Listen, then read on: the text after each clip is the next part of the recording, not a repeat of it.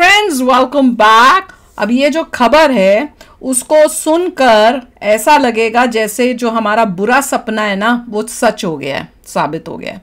तो चलो देखते हैं क्या है ये सपना, जो बुरा सपना था और वो सच साबित हो रहा है।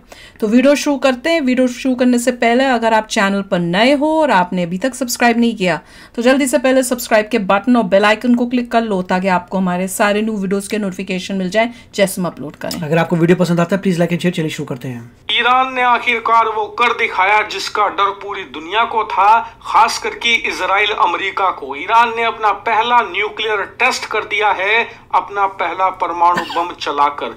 और इसी के साथ ईरान रूस, America, Britain, France, China, Bharat, Pakistan, Israel और नॉर्थ कोरिया के बाद 10वां देश बन चुका है जिसके पास परमाणु बम है। ये बात मैं नहीं कह रहा हूं, आप अपनी स्क्रीन पर देखिए, पूरी दुनिया कह रही है और इसके पीछे ठोस कारण है। पूरी दुनिया में इस समय अटकलें लगाई जा रही हैं कि ईरान ने अपना परमाणु परीक्षण कर दिया है और इसके पीछे कारण दिया जा रहा है ईरान में आया एक भूकंप। दरअसल कल सुबह ईरान में एक भूकंप के झटके महसूस किए गए जो कि 4 मैग्नीट्यूड का था और ये झटके इतने शक्तिशाली थे कि राजधानी तेहरान से सैकड़ों किलोमीटर इसका केंद्र था। इसके बावजूद तेहरान में भी इसके शॉक फील किए गए। लेकिन आपका सवाल होगा कि भूकंप तो आते रहते हैं, आप ऐसे कैसे अंदाजा लगा सकते हैं कि भूकंप आ गया तो न्यूक्लियर टेस्ट ही किया होगा। भूकंप तो नेपाल में भी आते हैं, बांग्लादेश में भी आते हैं, इसका मतलब ये तो नहीं कि इन्होंने भी परमाणु बम बना लिया है। तो फिर ऐसा दुनिया कह क्यों रही है कि परमाणु बम का टेस्ट ईरान ने कर लिया है, जरूर इसके पीछे कोई ठोस कारण होगा। तो बिल्कुल आपने सही अंदाजा लगाया। असल दुनिया भर के तमाम भूवैज्ञानिक और न्यूक्लियर फिजिसिस्ट इस बात को लेकर चिंतित हैं कि चलो भूकंप तो आया, उसकी कोई बड़ी बात नहीं है, 4 मैग्नीट्यूड का था।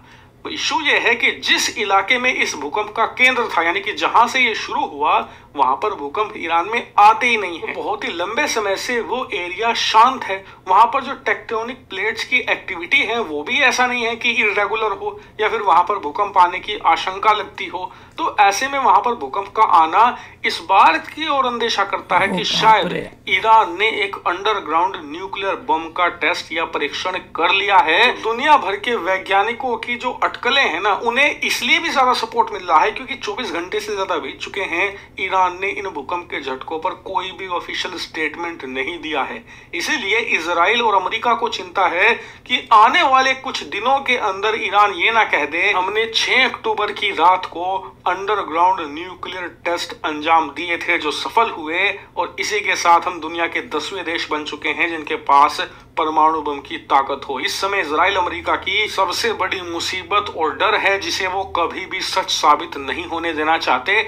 इसीलिए आपको याद होगा कि कल डोनाल्ड ट्रंप ने भी कहा था कि इजराइल जल्द से जल्द ईरान के न्यूक्लियर फैसिलिटीज को टारगेट करे, उन पर हवाई हमले करे, क्योंकि ईरान बहुत ही करीब है परमाणु बम बनाने के और हम बिल्कुल भी अफोर्ड नहीं कर सकते ईरान को एक न्यूक्लियर पावर स्टेट बनते देखते हुए। इसीलिए हमें तुरंत इसे रोकना होगा। यानी कि ये बात तो सबको पता है कि ईरान बहुत क्लोज है और अब अगर सच में ये भूकंप के झटके और कुछ नहीं बल्कि परमाणु साइट्स पर किए गए परमाणु परीक्षण थे तो पूरी दुनिया के पसीने आना निश्चित है। हालांकि आने वाले 3 से 4 दिन बहुत ज्यादा इंपॉर्टेंट होंगे।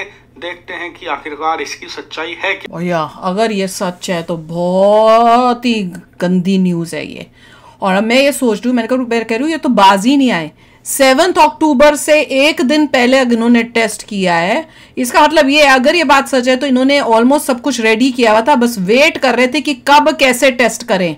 और अब जब उनको दिखा कि भाई अब तो इजराइल ने अटैक करना ही करना है, अब तो हमारे बचने का कोई है ही नहीं, तो अब जितना पंगा ले लिया हमने वो अब ले लिया, अब कुछ नहीं हो सकता, तो अब टेस्ट कर ही लो नहीं तो मरेंगे। ये वो होता है ना कि भाई अगर अब नहीं किया तो फिर कभी नहीं होगा, उसका फायदा बाद में नहीं होना, अब करके हो सकता है कि इजराइल और अमेरिका जो है वो अब शायद हमारे ऊपर अटैक ना करें ये देखकर कि भैया हमारे पास न्यूक्लियर है। पर कंफर्म नहीं हुआ है, पर कह रहे हैं अर्थक्वेक जैसा फील हुआ है उनको। अब वाकई अर्थक्वेक आया कि इन्होंने टेस्ट किया, ये किसी कोई कंफर्म नहीं कर रहा है। अब मैं उनसे पूछती हूँ कुछ यूएसए में यहाँ कोई न्यूज आई है, इजराइल और यूएसए कोई बताए तो थोड़ा ये पता चले। किसी भी मेजर न्यूज़पेपर में ऐसा कुछ नहीं आया कि ईरान ने न्यूक्लियर टेस्ट कर दिया। मगर मेरा ये सोचना है कि ईरान के पास ऑलरेडी न्यूक्लियर बॉम्ब है, जिस हिसाब से वो पंगे ले रहा है, जिस हिसाब से कर रहा है, most likely they already have. कुछ साल पहले दे वर वेरी क्लोज, तो अब तक तो मेरे ख्याल से उनके पास कुछ ना कुछ होगा, एटलीस्ट एक होगा, मेरा तो ये होता नहीं, समथिंग लाइक दैट। मगर उससे ठीक है उनके पास है, बट इसराइल के पास भी है, सो क्या कर लेंगे। नहीं, पर ये तो पागल है ना, बाकी देश जो रिस्पॉन्सिबल है वो तो नहीं, मतलब नहीं ऐसे उसका, ये तो बिना किसी वजह के पास न्यूक्लियर वेपन्स हैं, मगर ईरान ने अटैक किया, राइट? ईरान ने अटैक किया, जबकि इसराइल के पास नोन है कि दे हैव न्यूक्लियर वेपन्स, तब भी ईरान ने अटैक किया, they didn't stop, yes that is also किया।